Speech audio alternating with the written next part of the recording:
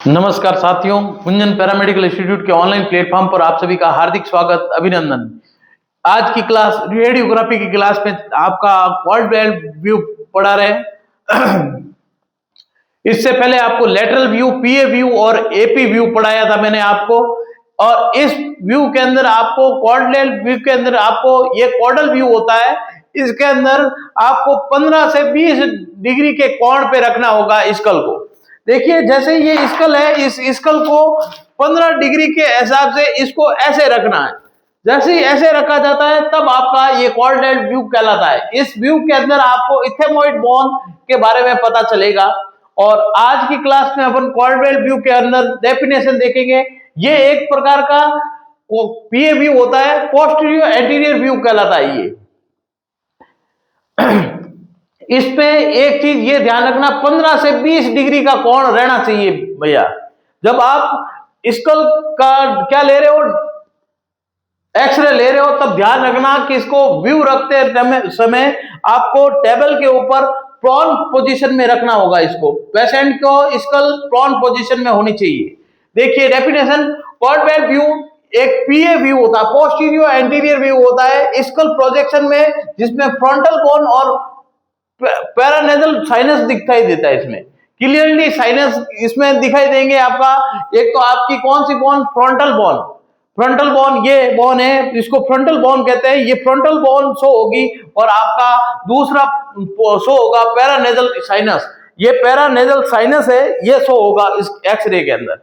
अब आपको इसमें यह ध्यान रखना है कि इसमें पर्पस क्या होता है, किस वजह से अपन क्वाड्रेल व्यू कर रहे हैं।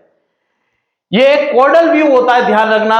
ये रेडियोग्राफी के अंदर क्वाड्रल व्यू होता है। इसके अंदर पर्पस क्या है, किस वजह से अपन इस क्वाड्रल व्यू को करना है, रीजन क्या है। तो देखना, frontal sinus evaluation.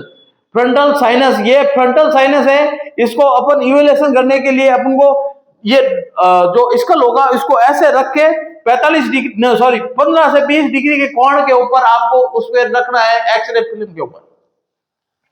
Orbital RIMS nasal brown, यहां रखना, इसको प्रॉन पोजीशन के अंदर ध्यान रखना। इसको प्रॉन पोजीशन, ये होती है प्रॉन पोजीशन। इस प्रॉन पोजीशन में पेशेंट को रख के फिर अपन को इसका एक्सरे लेना है। और ध्यान रखना है कि पेशेंट को क्या करना है, ऑर्बिटल रिम्स और नेजल बोन। नेजल बोन भी शो होगी इसके अंदर, ध्यान रखना। नेजल यानी नाक की बोन भी अपन को यहाँ पे शो होगी। और फ्रंटल बोन फ्रैक्चर, यानी फ्रंटल बोन के अंदर कोई फ्रैक्चर हो रखा है, फ्रंटल, ये फ्रंटल बोन होती है, इसमें फ्रैक्चर हो रखा है कोई, तो वो इस क्वाड्रेल व्यू के अंदर पता चलेगा। ठीक है, इसके पश्चात देखते हैं तो ये आपका ethmoid air cells, ethmoid bone होती है। इसके अंदर एयर साइनस में कोई प्रॉब्लम हो रखी है इथेमॉइड बोन के अंदर, यहाँ बोन होती है, तो इसको 45 डिग्री की कोण पर अपन ये शो होगा। इसके पश्चात अपन देखें तो ये ध्यान रखना, पेशेंट पोजीशन। पर्पस तो बता दिया मैंने, अब आपको पेशेंट पर्पस क्या क्या है। फ्रंटल साइनस इवेल्यूएशन के लिए, ऑर्बिटल रिम्स और नेजल बोन के अंदर कोई फ्रैक्चर हो रखा है तो भी अपन इसको पता लगाने के लिए किया जाता है। तीसरी चीज है frontal bone fracture. Frontal bone fracture हो रखी है तब भी अपन इसका पर्पस इस वजह से यूज में लेते हैं। इथेमॉइड या इथेमॉइड बोन होती है, इनके अंदर भी आपका कोई प्रॉब्लम हो रखी होती है तब आपका ये क्वाड्रेल व्यू किया जाता है। पेशेंट पोजीशन कैसे रखनी है, तो पेशेंट को पेशेंट इरेक्ट या प्रॉन पोजीशन। प्रॉन यानी ये प्रॉन पोजीशन, सिर होता नीचे और आपका जो सर का पार्ट है, स्कल पार्ट है, उसको नीचे रखा जाता है टेबल के नीचे की साइड में, और आपका ऊपर वाला धड़ ऊपर की तरफ रहता है, इसको प्रॉन पोजीशन कहते हैं। और दूसरी आपको बता चुका हूं, ये सुपाइन पोजीशन, सीधा लेटाता है तब उसको सुपाइन पोजीशन कहते हैं। देखिए प्रॉन पोजीशन में laying on his her chest, chest की साइड में रहना, चेस्ट नीचे, टेबल की साइड में चेस्ट रहना चाहिए। अब सोएंगे तो उसको चेस्ट की साइड में रहना चाहिए, टेबल की साइड में। Arms by the side, arm को क्या करना है, साइड में रखने हैं। ये आर्म होते हैं, इनको साइड में रखा जाएगा। फिर उसके पश्चात fit put together, fit put together, इसके अंदर दोनों पैरों को इकट्ठा करके रखना पड़ेगा टेबल के ऊपर। यह है प्रॉन पोजीशन।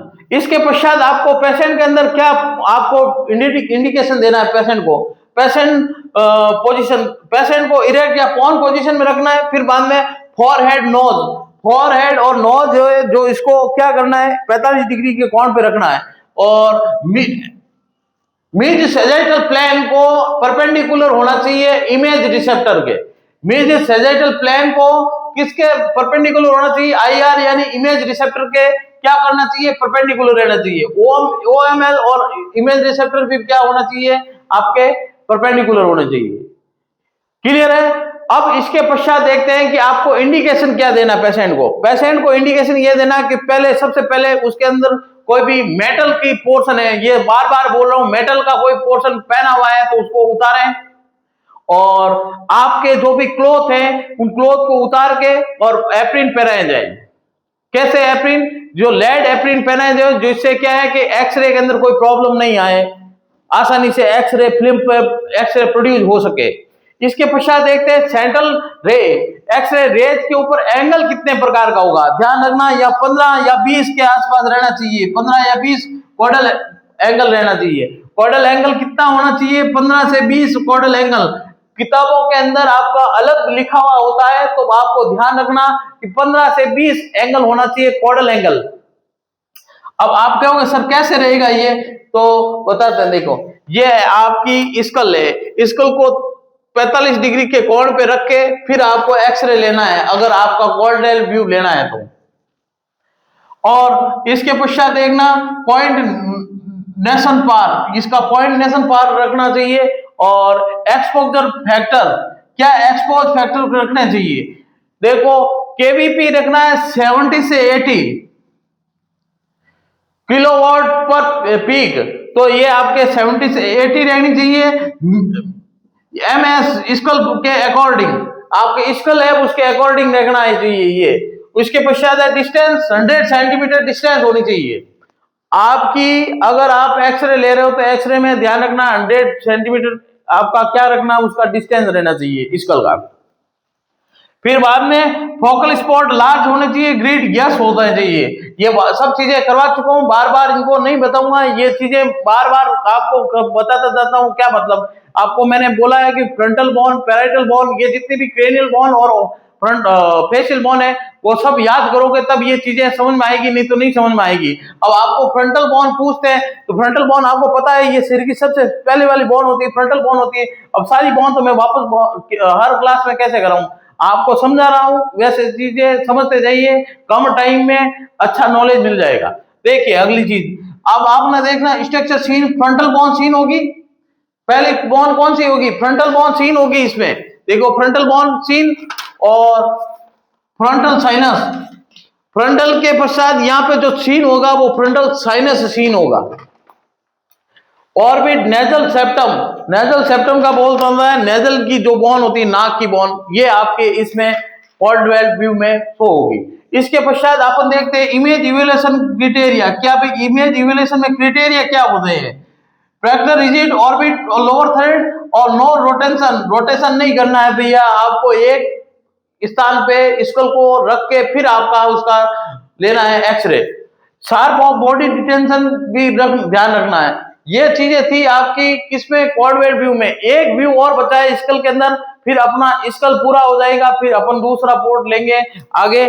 तो देखिए भैया, जो जितनी क्लास पढ़ा रहे हैं उस क्लास को उतने पढ़ते जाना, उतना लिख देना। आप अगर पूछे आपको कोर्डियल व्यू तो 5 नंबर का क्वेश्चन आए तो आपको ये चीजें पूरी लिखनी पड़ेगी। और लेटरल व्यू में लेटरल व्यू करा चुका हूँ, पीए व्यू करा चुका हूँ, एपी व्यू करा चुका हूँ। ये आपकी रेडियोलॉजी की क्लास चल रही है। इसके पश्चात अपन लेंगे डार्क रूम, और डार्क रूम के पश्चात अपन वापस शुरू करेंगे आगे रेडियोलॉजिकल फिजिक्स, जो अपन ऑफलाइन क्लास में करवा चुके हैं। और आपके एनाटॉमी फिजियोलॉजी तो चल ही रही है, तो बने रहे गुंजन पैरामेडिकल इंस्टीट्यूट के ऑनलाइन प्लेटफॉर्म पर, और कल की क्लास में पढ़ेंगे अगली क्लास।